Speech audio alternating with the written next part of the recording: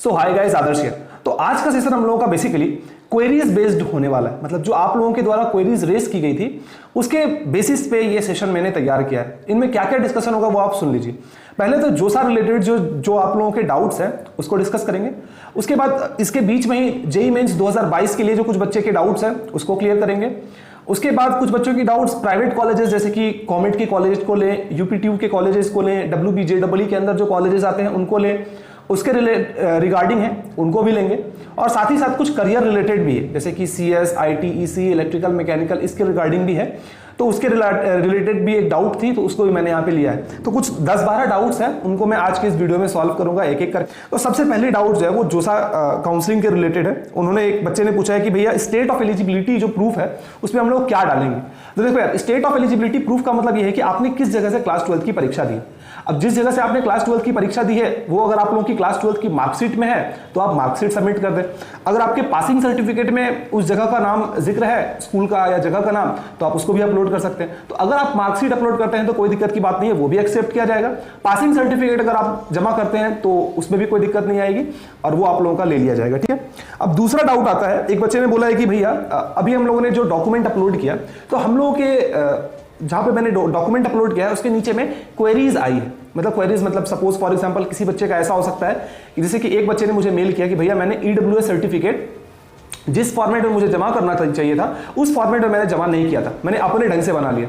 तो आप में से कई सारे बच्चों को बहुत बार बताया गया कि जिस फॉर्मेट में जोसा की ऑफिशियल वेबसाइट में आप लोगों को बताई गई है उसी फॉर्मेट में सारे सर्टिफिकेट को जमा कीजिएगा। अगर आप उस सर्टिफिकेट फॉर्मेट में जमा नहीं करते हैं तो क्वेरीज रेज होगी और उस क्वेरी को अगर आप सॉल्व नहीं कर सकते हैं तो दो चीजें हो सकती है। पहला तो ये हो सकता है कि आपकी सीट कैंसिल कर दी जाए और दूसरा ये होता है कि आपका ये राउंड पार्टिकुलर राउंड जो है उस राउंड को कैंसिल कर दिया जाए। तो जो आप लोगों की क्वेरीज रेज की गई है, फॉर एग्जाम्पल बहुत सारी चीजों का हो सकता है कि जैसे मार्कशीट आपने जमा किया तो उसमें आपकी फोटोग्राफ क्लियर नहीं है, या फिर अगर आपने पासिंग सर्टिफिकेट जमा किया तो उसमें कोई नंबर वहां पे ब्लर आ रहा है उसके रिगार्डिंग हो सकता है, या फिर OBC, SC, ST, EWS की सर्टिफिकेट के रिगार्डिंग हो सकता है। 19 की अगर बात ले लें तो तभी क्या होता था कि आप लोगों को इंस्टीट्यूट विजिट करना पड़ता था और इंस्टीट्यूट विजिट करने के बाद फॉर एग्जांपल आपको सीट मिली तो आप अपने नियर बाई किसी सेंटर पे जाते हैं और वहां पे अपनी सारी डॉक्यूमेंट्स को दिखाते हैं। और डॉक्यूमेंट्स अगर गलत होती है, फॉर एग्जांपल आपने EWS भरा है और आप उनको ये पता चल जाता है कि ये डॉक्यूमेंट गलत है, तो वो आपका EWS को काट के जनरल कर देते हैं। बात समझ आई? ये कर देते हैं तो आप लोगों की EWS की सीट कैंसिल हो जाती है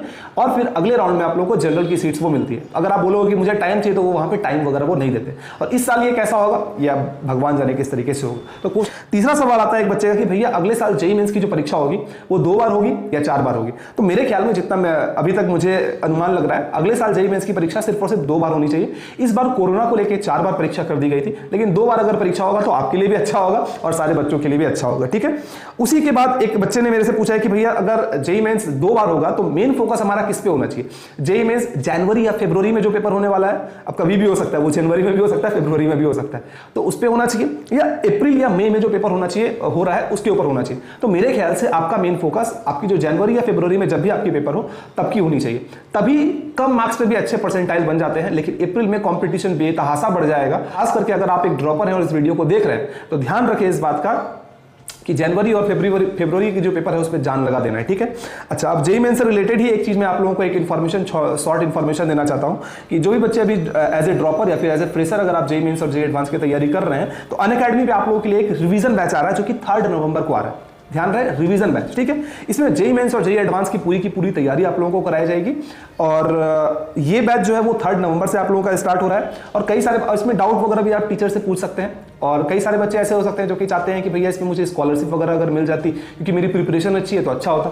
तो आप लोग अनअकैडमी कॉम्बैट दें। कॉम्बैट में आप लोगों को स्कॉलरशिप भी मिलेगा और साथ ही साथ आप लोग गिफ्ट्स भी जीत सकते हो। तो दोनों ही चीजों की चांसेस होती है। संडे को होता है कॉम्बैट, दोनों की ही लिंक, क्लास की लिंक और स्कॉलरशिप की दोनों की ही लिंक मैं आप लोगों को डिस्क्रिप्शन में दे दूंगा, वहां से जाके आप लोग विजिट कर सकते हैं। और अभी एक ऑफर चल रहा है, अगर आप 6 महीने की सब्सक्रिप्शन लेते हैं तो 1 महीने का सब्सक्रिप्शन फ्री, अगर आप फॉर एग्जाम्पल 18 महीने के लेते हैं तो 3 महीने का सब्सक्रिप्शन फ्री। तो ये ऑफर चल रहा है। कोड यूज करें मेरा आदर्श बर्नवाल इज माय कोड। ठीक। एक बच्चे ने बोला कि भैया हमारी पेमेंट डिडक्ट हो गई है बट वहां पे शो नहीं कर रही है। कुछ बच्चों के साथ ऐसा हुआ है कि 2 टाइम पेमेंट डिडक्ट हो गई है और 2 बार पैसे जो हैं वो कट चुके हैं, तो उनका ये पूछना है कि भैया पैसे कब आएंगे। क्या होता है कि वेबसाइट के ग्लिचेस की वजह से आप लोगों की जो आपने जो पेमेंट किया है वो पेमेंट वापस शो नहीं होता है। लेकिन अगर आप कंफर्म हो जाए, अगर आपकी सीट अलॉटमेंट लेटर डाउनलोड हो रही है, for example I am saying, in that case फिर तो कोई दिक्कत की बात नहीं है। आपने पैसा पेमेंट किया है तो वो सीट अलॉटमेंट लेटर आप लोगों की वो निकल रही है, तो इसका मतलब ये है कि वहां पे शो करे या ना करे इससे कोई मतलब नहीं है। अगर आपकी 2 बार पैसे डिडक्ट हो चुके हैं तो चिंता ना करें, एक बार पैसा एक्स्ट्रा मनी जो भी होगा वो आप लोगों के पास ऑटोमेटिकली रिफंड हो जाएगा, उसमें कोई दिक्कत की बात आप लोगों की नहीं आएगी। इन केस अगर मैं बता रहा हूं कि आपने पेमेंट किया, पेमेंट डिडक्ट भी हो गया और वहां पे आप लोगों का सीट अलॉटमेंट लेटर डाउनलोड भी नहीं हो रहा है, तो दोबारा पेमेंट करने की कोशिश करें। अगर दोबारा पेमेंट हो जाता है और सीट अलॉटमेंट लेटर डाउनलोड हो जाती है तो फिर इन पहला वाला जो पेमेंट था इसका मतलब जरूर कहीं ना कहीं फंस चुका होगा और वो पहला वाला पेमेंट आप लोगों का बाद में रिफंड हो जाएगा। और इन केस अगर रिफंड नहीं होता है तो फिर आप ऑफिशियली मेल कर सकते हैं जोसा की जो हेल्प डेस्क टीम है, वहां से फिर आप लोगों को सपोर्ट वो कर दिया जाएगा। फिजिकल रिपोर्टिंग कब करनी पड़ेगी और किसके लिए करना पड़ेगा? तो देखो, फिजिकल रिपोर्टिंग बेसिकली आप लोगों का पिछले साल तो था ही नहीं कोरोना की वजह से, इस साल फिजिकल रिपोर्टिंग की गई है। फिजिकल रिपोर्टिंग आप लोगों की डेट अभी बताई नहीं गई है कि कब डेट, मतलब कौन सी डेट में फिजिकल रिपोर्टिंग होने वाली, लेकिन उन्होंने ये कहा है कि फिजिकल रिपोर्टिंग आप लोगों की 6 राउंड की बात होगी। एक डेट दिया जाएगा, उस डेट में फिर आप लोग अपने नजदीकी जो भी मतलब जिस जगह भी आप लोगों का एडमिशन हुआ है, फॉर एग्जांपल आपको एनआईटी पटना मिला है, एनआईटी रायपुर मिला है, जिस जगह भी मिला है उस जगह जाके आप लोग अपनी फिजिकल वेरिफिकेशन का मतलब क्या है कि उसमें सारे डॉक्यूमेंट्स जो अभी ऊपर से लेके नीचे तक, जब से आपने जो फॉर्म भरा वहां पे जो डॉक्यूमेंट्स आपने डाले और अभी जो आप डॉक्यूमेंट्स अपलोड कर रहे हैं, जैसे कि क्लास 12 की डॉक्यूमेंट, क्लास 10 की डॉक्यूमेंट, आपका आधार कार्ड, आपके पेरेंट्स के भी कुछ डॉक्यूमेंट्स होंगे, उन सारे डॉक्यूमेंट्स को वहां पे वेरीफाई किया जाएगा। और इन केस अगर वहां पता चलता है कि आपकी डॉक्यूमेंट्स गलत है, फर्जीवाड़ी है, तो आप लोग की सीट वो कैंसिल हो जाएगी। ध्यान रहे कि ये जो भी सीट वेरिफिकेशन वाला जो काम होगा ये एनआईटी प्लस सिस्टम के लिए बताया गया, आईआईटी के लिए अभी भी नहीं बताया गया। इसका मतलब ओपनिंग और क्लोजिंग रैंक हम लोगों को क्यों नहीं बताई जा रही है इस बार? देखो, ओपनिंग और क्लोजिंग रैंक तब बताई जाती है जब एक बच्चा उस रैंक का उस सीट को कैप्चर कर लेता है। फॉर एग्जांपल एक बच्चा, अभी जैसे कि राउंड चल रही है 1 2 3 4 करके 50,000 रैंक तक बच्चे होंगे, सबको एक एक सीट मिली, लेकिन कुछ बच्चे उस सीट को एक्सेप्ट करेंगे और कुछ बच्चे उस सीट को एक्सेप्ट नहीं करेंगे। तो जब वो बच्चे सीट को एक्सेप्ट कर लेंगे, मेरे ख्याल में तब जाके आप लोगों की वो सीट राउंड, मेरे ख्याल में ऐसा हो सकता है कि होगा कि तब जाके किस रैंक पे किस बच्चे को कौन सी सीट मिली है वो वहां पे दिखाया जाएगा। ठीक है कि भैया सीएससी और ईसी में से क्या लेना चाहिए, खास करके तब जब मैं टियर 3 या फिर टियर 4 कॉलेज का स्टूडेंट हूं। देखो, सबसे पहली चीज तो ये कि आप लोगों के दिमाग में क्लियर होना चाहिए कि आप क्या कोर सेक्टर में जाना चाहते हैं या फिर आप आईटी सेक्टर में जाना चाहते हैं। बहुत सारे बच्चे इंक्लूडिंग मी, जब मैं भी अपने प्रिपरेशन के वक्त में था तो मैं ईसी इसलिए लिया क्योंकि मुझे ऐसा लगता था कि मैं आईटी फील्ड में भी जा सकता हूं और कोर फील्ड में भी जा सकता हूं। To be very honest, IT field में मुझे बहुत ज़्यादा इंटरेस्ट नहीं था, तो मैं सोचा कि मैं कोर फील्ड में चला जाता हूं। और टियर 3 और टियर 4 कॉलेज की सबसे बड़ी परेशानी क्या है कि वहां पे जो कोर कंपनीज है ना, वो कोर कंपनीज कम विजिट करते हैं। मतलब फॉर एग्जाम्पल, अगर आपके कॉलेज में 25 कंपनी आई तो मे बी 1 या 2 कंपनी कोर कंपनी होगी और 23 कंपनी आईटी या फिर मास रिक्रूटर होगी। ठीक है, तो सबसे पहले आप ये डिसाइड कर लें कि वही, जैसे कि मैंने आप लोगों को बताया कि आपकी पहली इंटरेस्ट क्या है। और अगर आपको इंटरेस्ट का पता नहीं है, ठीक है, आपको लग रहा है कि मैं किधर भी मोल्ड हो सकता हूं, तो मेरे ख्याल में पहले कोशिश करें कि आप लोगों को सीएससी मिले। और अगर सीएससी नहीं मिल पाता है तो फिर आप लोग ईसीई की तरफ आ सकते हैं। मैं उन बच्चों के लिए कह रहा हूं जिनको पता नहीं है कि मुझे क्या करना है। ठीक है, तो सीएससी में बेसिकली अगर आपका मैथमेटिक्स, एप्टीट्यूड, थिंकिंग स्किल्स और नई नई चीज़ों को जल्दी जल्दी सोच सकते हो, प्रॉब्लम सॉल्विंग स्किल अगर काफ़ी अच्छी है तो सीएससी आप लोगों के लिए एक अच्छा ब्रांच हो सकता है। और ईसी में थोड़ा फिजिक्स अगर आपका अच्छा स्ट्रॉन्ग है, mathematics, calculus, matrix and determinant, ये सब अगर स्ट्रॉन्ग है थोड़ा, तो आप लोगों के लिए ईसी थोड़ा ठीक हो सकता है। ठीक है, लेकिन ईसी में बहुत सारी चीज़ें कंप्यूटर साइंस वाली भी पढ़ाई जाती है, बहुत सारे सब्जेक्ट्स ऐसे पढ़ाए जाते हैं। ठीक है, तो अगर आप ईसी ले रहे हो तो आंख बंद करके जितनी भी कंपनीज सीएससी में होने वाली उसमें तो आप बैठ ही सकते हो और साथ में आप ईसी वाली कंपनीज में भी बैठ सकते हो। बात समझ आई? तो यही एक चीज है। लेकिन आप कोई भी ब्रांच ले रहे हो, आपका इलेक्ट्रिकल हो, मैकेनिकल हो, सिविल हो, केमिकल हो, सीएस, आईटी जो भी हो, लेकिन मैं आपको कहूंगा कि कम से कम एक प्रोग्रामिंग लैंग्वेज आप लोग अच्छे तरीके से करें और वो फर्स्ट ईयर के फर्स्ट सेमेस्टर में आप लोग कंप्लीट कर लीजिएगा, क्योंकि आगे जो वक्त आने वाला है यार वो पूरा टेक्नोलॉजी के ऊपर बेस्ड रहने वाला है। और अगर आप ये सोचेंगे कि मुझे टेक का कुछ भी नॉलेज नहीं है और मैं सिर्फ अपना कोर सब्जेक्ट करके मेरा काम चल जाएगा, तो आप फिर बहुत ज़्यादा दिन तक सर्वाइव नहीं कर पाएंगे। अगर हम लोगों को अभी एक कॉलेज मिली है, हमने अभी 35,000 या 15,000 रुपये जमा कर दिए हैं, तो अगले राउंड में अगर हम लोगों को कोई और एक कॉलेज मिल जाता है तो क्या हम लोगों को फिर से पैसे जमा करने पड़ेंगे? The answer is no. आपने अभी 35,000 या 15,000 रुपये जमा कर दिया है, ये हो गई, आपने सीट एक्सेप्टेंस फी जमा कर दिया है। एक और बात, कई सारे बच्चे बोलते हैं कि भैया अगर मैंने सीट एक्सेप्टेंस फी जमा नहीं किया इसका मतलब क्या है? तो इसका मतलब ये है कि आप इंटरेस्टेड नहीं है काउंसलिंग में, आपकी काउंसलिंग खत्म हो जाएगी। बात समझ आए? तो अगर आप लोग चाहते हैं कि काउंसलिंग में कंटिन्यू करें तो सबसे पहली बात यह है कि पैसा आप लोग जमा कर दें जरूर से जरूर। और एक बार आपने पैसा जमा कर दिया, फिर वो आप किसी भी कॉलेज में आपको कोई भी राउंड में कोई भी सीट मिलती है उससे कोई फर्क नहीं पड़ता। फिर जब आप लोग लास्ट में किसी भी कॉलेज को तय कर लेंगे कि फाइनली मुझे ये कॉलेज में एडमिशन लेना है, तो जो रेस्ट मनी है सिर्फ आप लोगों को रेस्ट मनी जमा करना पड़ेगा और आपकी एडमिशन वो हो जाएगी। ठीक है, अब एक बच्चे का सवाल है कि भैया कॉमेंट के कॉलेजेस, यूपीटीयू के कॉलेजेस और डब्ल्यूबीजेडब्ल्यू के कॉलेजेस, तो मेरा प्रेफरेंस क्या होना चाहिए? तो देखो, अगर प्लेसमेंट पॉइंट ऑफ व्यू से देखोगे, लोकेशन पॉइंट ऑफ व्यू से देखोगे, तो सबसे बेहतरीन जगह है आपका कॉमेट के कॉलेज, जो बेंगलुरु कर्नाटका का जगह है, वो सबसे बेस्ट जगह है। उसके बाद अगर मैं किसी कॉलेज को चुनूंगा तो डब्ल्यूबीजेडब्ल्यू के अंदर मुझे अगर गवर्नमेंट कॉलेजेस जैसे कि जादवपुर यूनिवर्सिटी या फिर और भी 2-3 कॉलेजेस हैं, अगर वो मिल रहे हैं तो वो मैं चूज करूंगा।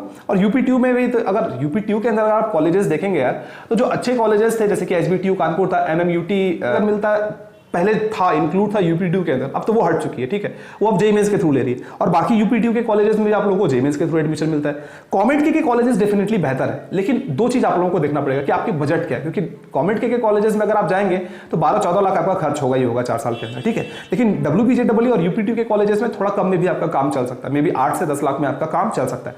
लेकिन बार बार मैं कह रहा हूं कि प्लेसमेंट पॉइंट ऑफ व्यू से कॉमेट के कॉलेजेस को आप लोग चुने, खास करके अगर आप लोगों को टॉप 10 कॉलेजेस में एडमिशन मिल रहा है, इन दैट केस सिर्फ और सिर्फ आप उस कॉलेजेस के ऊपर भी जा सकते हैं। लेकिन कॉमेट के कॉलेजेस के वो दो जो नेगेटिव पॉइंट्स ये है कि अगर आप नॉर्थ में बिलोंग करते हैं तो एक लोकेशन का फैक्टर पड़ जाता है कि बहुत दूर आप लोगों को जाके पढ़ना पड़ेगा, और वहां वैकेशंस बहुत ज्यादा कम होते हैं, छुट्टियां बहुत ज्यादा कम होती है। कि भैया सीएसईबी राउंड कब होगा? सीएसईबी राउंड आप लोगों का 6th राउंड जोसा काउंसलिंग के बाद, जब सीट बाकी रह जाएगी उसके बाद ही आप लोगों का सीएसईबी राउंड होगा।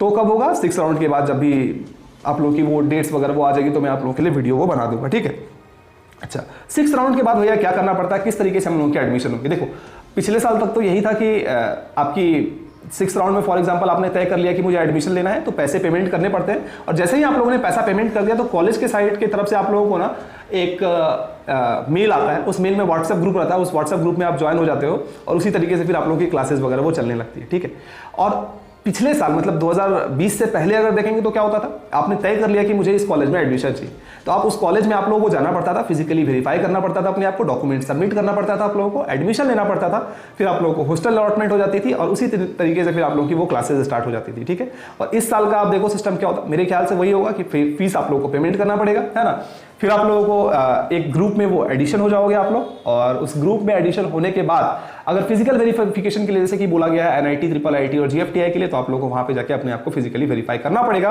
और हॉस्टल उसी तरीके से आप लोगों को अलॉटमेंट वो हो जाएगी। ठीक है, एक और डाउट जो काफी सारे बच्चों के अंदर आता है कि भैया अगर मैंने जोसा की काउंसलिंग में इस साल मैंने पार्टिसिपेट कर लिया है ना, तो क्या मुझे अगले साल जोसा की काउंसलिंग में पार्टिसिपेट करने का मौका मिलेगा, और क्या मुझे एनआईटी और आईआईटी में एडमिशन मिल सकता है? देखो, आप इस बार पार्टिसिपेट करते हो या नहीं करते हो, इससे अगले साल का कोई फर्क नहीं पड़ता, आप अगले साल जोसा की काउंसलिंग में पार्टिसिपेट कर पाओ।